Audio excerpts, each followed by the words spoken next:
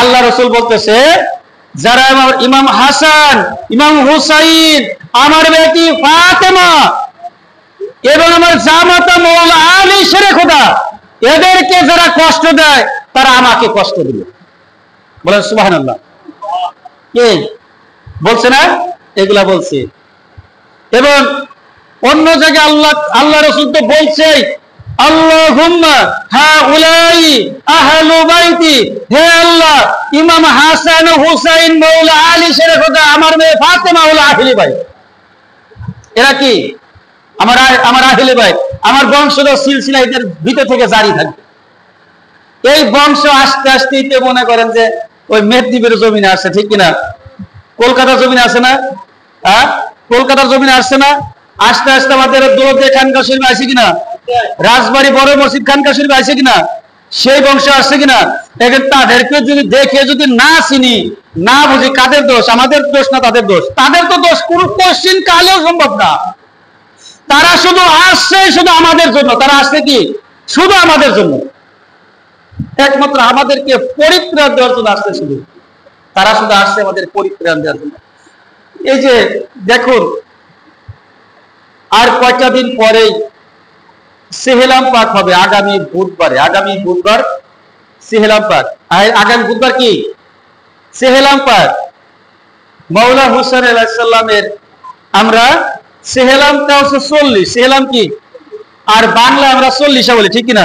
বাংলা 40 বলি না, কিন্তু আরবিতে বলা হয় আরবাইন শরীফ। আরবিতে কি বলা হয়? আরবাইন শরীফ।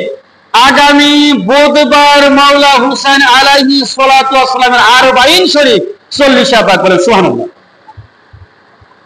এই যে দেখেন, এই যে মওলা হুসাইন আলাইহিস সালাতু ওয়াস সালাম তিনি যে কারবালার ময়দানে শাহাদাত বরণ করেছেন, শুধু একমাত্র উম্মতি মুহাম্মাদীকে নাজাত দেওয়ার জন্য তিনি কারবালার ময়দানে শাহাদাত বরণ করেছেন।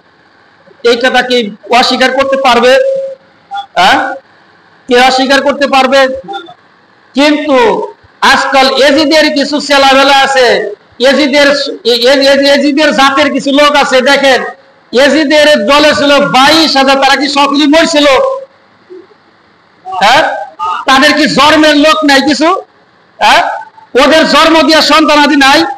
তাদের জন্ম দিয়া সন্তানাদি কি ইমাম হুসাইনের পক্ষ নিবে না এজিদের পক্ষ নিবি? এজিদের টাকা খেতে এজিদের পক্ষে নিবি নাকি? ওই 22,000 জন্মের কিছু সন্তান ছিল, তারা এখনো সক্রিয় অবস্থায় রয়েছে, মওলা হুসাইনের বিপক্ষে কথা বলে। তারা কার বিপক্ষে কথা বলে? এই মসজিদে তারা মনে করে তাদের মসজিদের ভিতরে দাঁড়িয়ে দাঁড়িয়ে, মেম্বার শরীফের ভিতরে দাঁড়িয়ে দাঁড়িয়ে, মেহরাবের ভিতরে দাঁড়িয়ে দাঁড়িয়ে মওলা হুসাইনের বিপক্ষে তারা কথা বলে।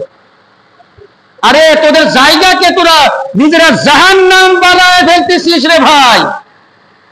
তোর খালুদের প্রতি এত মহব্বত, আর যে জান্নাতের সরদার হবে মওলা হুসাইন, তাদের প্রতি তোদের কোনো মহব্বত ফিলিংস আসে না? মহব্বত আসে না? ওদের খালুদেরকে কিন্তু এখনো টান ধরছে, খালুদের প্রতি। জান্নাতের সরদারের প্রতি তোদের কোনো মহব্বত নাই। ওদের নিজের জায়গাকে জাহান্নাম বানায় ফেলতেছে। ও তো নিজে জাহান্নামে যাবে, কিন্তু একদল সাথে করে নিয়ে চলে যাবে। ও কি করবে?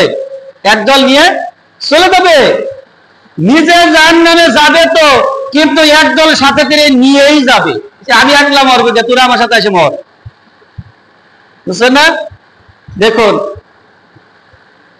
আগামী বুধবার আপনাদেরকে আর একটা বলে দেই, আপনারা যারা শুনছেন, 40 পাক মওলা হুসাইন আলাইহিস সালামের আমাদের মসজিদুল কাদরিয়ায় মাগরিবের নামাজ থেকে শুরু হয়ে যাবে।